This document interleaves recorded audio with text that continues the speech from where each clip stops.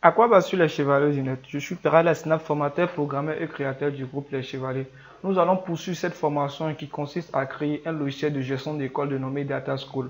Dans le logiciel, nous avons décidé ainsi de se fixer l'objectif de faire la partie comptabilité. On s'était arrêté juste au niveau de la partie où on avait fait une jointure pour pouvoir joindre les différentes tables avec la partie élève, classe et également la scolarité de l'élève.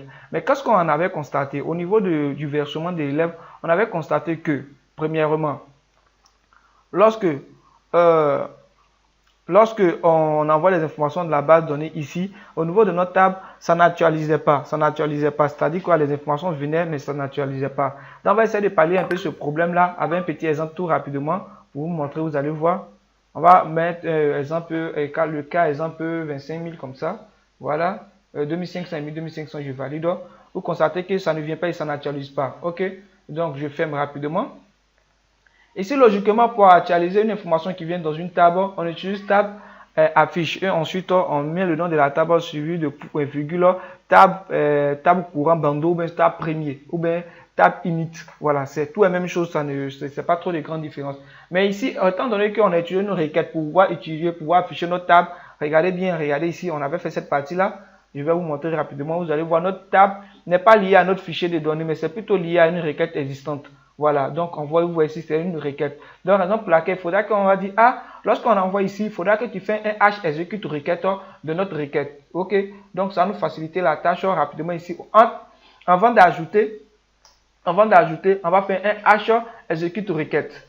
Execute requête. OK, on va faire un hash execute requête et on va nous proposer les différentes requêtes qui sont ici. Non, on va faire la requête de notre table qu'on aimerait qu'on ajoute. On aimerait que ça s'ajoute. Voilà, donc je vais reprendre un nouveau Go. Ensuite, vous avez vu que lorsque je suis venu actualiser, l'information est là maintenant. Je vais enregistrer une information telle que, exemple, 45 000 comme ça.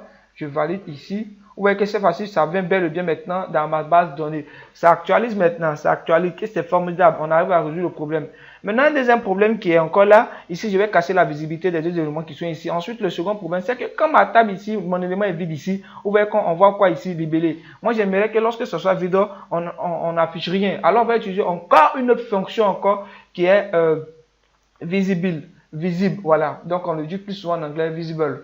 OK, donc ici, on va dire à l'initialisation, c'est-à-dire lorsque on ne fait rien, lorsqu'on lance notre logiciel, on aimerait cacher l'élément qui est ici. L'élément qui est ici, on va profiter à maintenant pour copier l'élément qui est ici.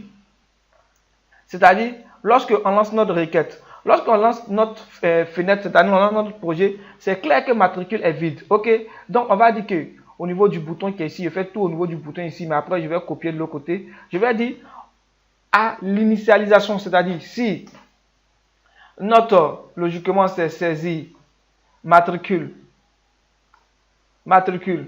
égale espace vide, c'est-à-dire c'est vide, alors tu m'envoies, alors tu affiches, tu caches là, tu caches libellé scolarité, donc j'ai mis TT, on met visible égale à une chose, false, c'est-à-dire c'est faux.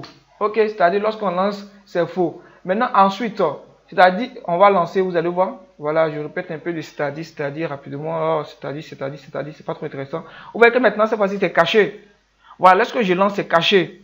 Maintenant, lorsque je sélectionne, qu'est-ce que ça se passe? On n'affiche rien. Maintenant, on va venir mettre la condition pour dire, lorsqu'on sélectionne et on appuie sur le bouton valider, tu m'affiches quelque chose. Voilà, tu m'affiches. C'est-à-dire quoi? Tu m'affiches le contenu de ce qui doit être affiché. Donc, on va dire, après ça, on va faire un commentaire, affichage de la scolarité. Scolarité de l'élève. Voilà. On va mettre un peu en commentaire comme ça. Voilà. Et ensuite, on va coller notre condition. On va dire si c'est vide, tu ne fais rien. Voilà. Si c'est vide, tu n'affiches rien. Sinon, dans le cas contraire, sinon, qu'est-ce que tu fais? Tu vas m'afficher ça. Pour m'afficher ça, on va dire c'est vrai. Voilà. Donc, cette fois-ci de false, on va envoyer vrai, true. Voilà, on va dire c'est vrai. Et on lance un go. On revient dessus. Ici, qu'est-ce qu'on constate lorsqu'on fait ta Et ici, lorsqu'on fait, ça affiche la scolarité des élèves. On fait un autre encore, ça affiche la scolarité des élèves, ainsi de suite, jusqu'à ce que c'est bon, ça affiche maintenant correctement la scolarité des élèves. Ok, donc un peu cette fonction visible, ça vous permet de faire plein de choses. Vous pouvez décider de cacher une table au début. Maintenant, lorsqu'on fait maintenant, ça affiche le contenu de la table. Vous prenez le cas, on prend le cas ici de la scolarité de l'élève. On peut décider à l'initialisation de cacher la scolarité de l'élève. Ok, c'est-à-dire cette table-là. Et lorsqu'on lance maintenant l'information de la base de données maintenant, ça s'affiche. Ou bien lorsqu'on sélectionne l'élève, ça affiche le contenu qui contient dans notre table ici. Ok, donc c'est un peu cette fonction-là que je voulais vous montrer. Voilà. Donc ensuite, je vais venir cacher mon élément qui est ici. Je vais venir cacher mon ID qui est ici parce que ça ne me sert à rien de le laisser comme ça.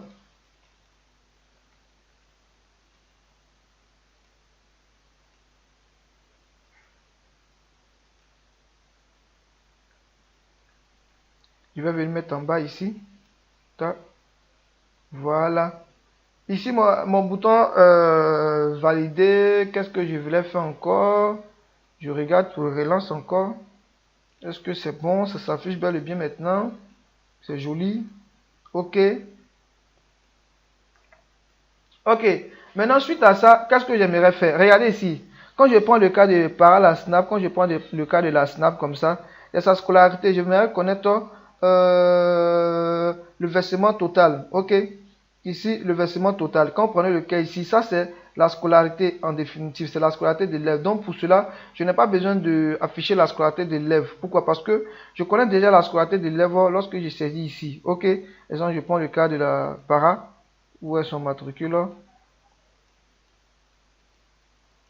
Quand je prends le cas des para ici, ok, c'est déjà 15 000, donc je connais déjà la scolarité de para. Ok, vous voyez ici, donc je n'ai pas besoin d'afficher la scolarité. Ensuite, j'ai besoin de quoi encore? Ici, statut affecté. Bon, je pense bien que je n'ai pas trop besoin de ça. Maintenant, qu'est-ce que j'aimerais vous apporter ici? C'est concernant le versement du jour. Lorsqu'on effectue le versement du jour, c'est le versement. En fait, j'aimerais donner ici, comme ça, le versement total. C'est-à-dire quoi? J'aimerais donner le versement total, ensuite l'afficher ici. Ok, j'aimerais donner le versement total et l'afficher ici. Donc c'est ce que je vais essayer de faire au niveau de cette partie. Pour faire le versement total et l'afficher ici, qu'est-ce que je vais faire? Je vais additionner tous les éléments qui sont ici. Ok, je vais additionner tous les éléments qui sont ici. Alors je vais utiliser un élément dans la table de WinDev qui me permet de faire la somme de toutes les informations qui sont ici. Ça va dire ça m'a affiché toutes les informations qui sont ici. Ça me fait le calcul. Je prends le cas exemple d'un produit comme ça. Je vends des articles. Voilà, ici ça c'est huile. Ensuite savon. Et ça affiche les prix ici. J'aimerais afficher le dépense totale effectuée. Alors je vais utiliser une fonction très facile en WinDev qui me permet de faire ça. Maintenant l'inconvénient ici consistera à faire à quoi? L'inconvénient serait quoi? L'inconvénient, c'est que lorsque j'effectue le versement également ici, c'est-à-dire je fais le calcul total, il va me faire le calcul de tous les éléments qui seront ici, c'est-à-dire il va me prendre celui de Yahoo, il va me prendre celui de la Snap pour calculer. Or, tandis que la scolarité, le versement de Yahoo est différent de celui de la Snap. Donc, on va utiliser une autre fonction au niveau de la prochaine vidéo pour pouvoir faire ça. Mais pour l'instant, on va essayer de voir cette partie-là rapidement. Ici, le versement du jour que je mets ici, je vais laisser toujours versement du jour pour ne pas me tromper. Je viens ici, toujours au niveau de la table. Et pour effectuer le versement du jour, pour faire les calculs, il faudra que l'élément soit en entier, ou bien soit ça prenne une valeur numérique ou une valeur monétaire. Ok, moi ici, j'ai quoi ici? J'ai versement du jour. Au niveau du versement du jour, je prends ça. Et moi, le préfixe ici, je vais essayer de changer le préfixe de la scolarité. Ok, je vais essayer de changer le préfixe ici. Le préfixe, ici, je mets le franc CFA. Voilà. Je vais mettre un peu de franc CFA parce qu'on a un franc CFA ici.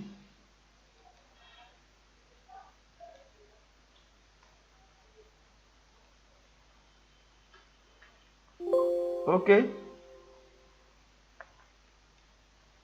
Ici, pareil, je mets franc CFA également. Voilà. Je vais voir si ça affiche. Je vais lancer un go. Si ça affiche pas en franc CFA.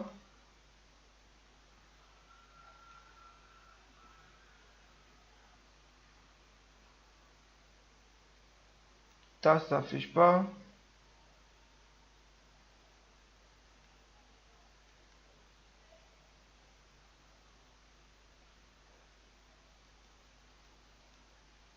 Ça. Ok, je vais définir les différents entiers qu'il peut avoir. Voilà, je vais définir comme ça.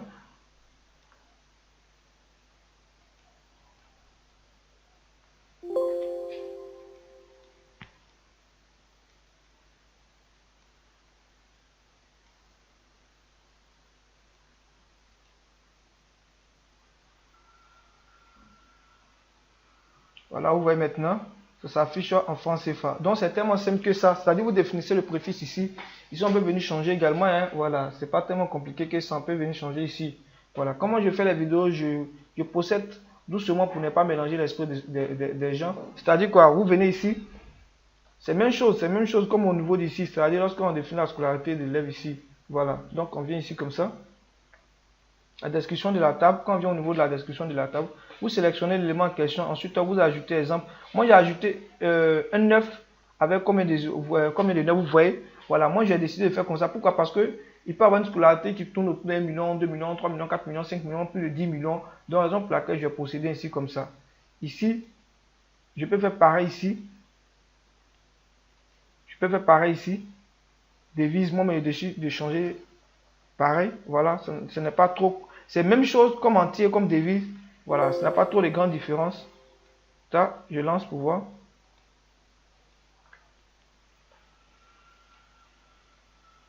Vous voyez que ça affiche textuellement l'élément qui est ici. Donc, on peut mettre devise comme on peut mettre truc. Maintenant, on va essayer de faire le versement du jeu qui serait ici. Voilà. Donc, comme je le disais, on va essayer d'additionner tout cet élément-là. Donc, pour cela, on va venir sur ma... Je vais faire descendre ça. Je viens ici, scolarité. Je viens dans détail. Ensuite, on regarde ici. Il y a calcul automatique. Ici, on va faire somme. Lorsqu'on va, logiquement, si vous appuyez une fois, si vous appuyez une fois, ils vont vous demander d'afficher l'élément en bas ou bien de ne pas afficher. Ok, moi dans mon cas, j'ai déjà fait ça. La raison pour laquelle on m'a pas posé cette question. Moi, pour une première fois que vous allez faire, ils vont vous demander ça. Vous allez constater que pour moi, est affiché en bas. Vous voyez ici, il y a la somme qui est additionnée et on me donne la somme totale. Vous voyez ici, voilà, ça fait, ils ont additionné tout ça et ça m'a donné le total de ça. Je vais essayer de faire celui d'ici, vous allez voir.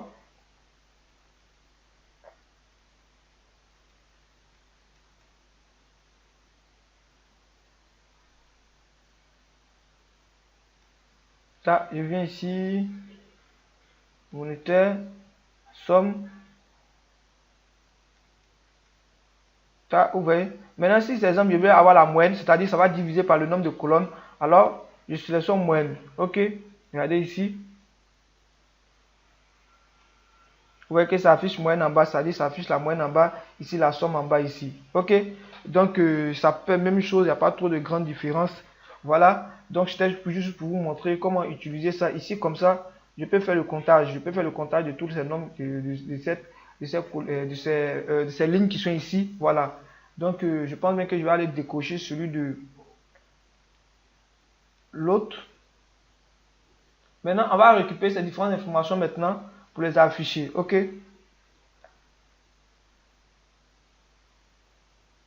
Donc, au niveau de ça, il n'y a pas besoin de mettre ça. Je vais décocher.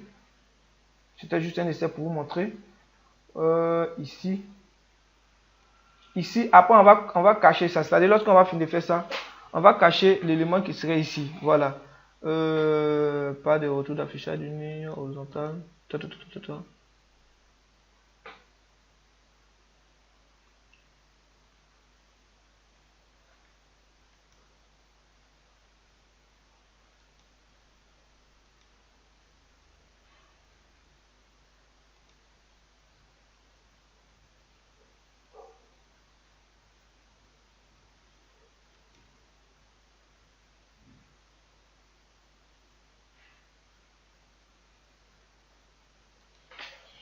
Ok, ici, l'élément qui nous permet de récupérer la somme ici, on va utiliser une fonction qui nous permettra de faire ça. Mais je pense bien qu'on est un peu dépassé au niveau du temps, du défi du temps qu'on s'est donné.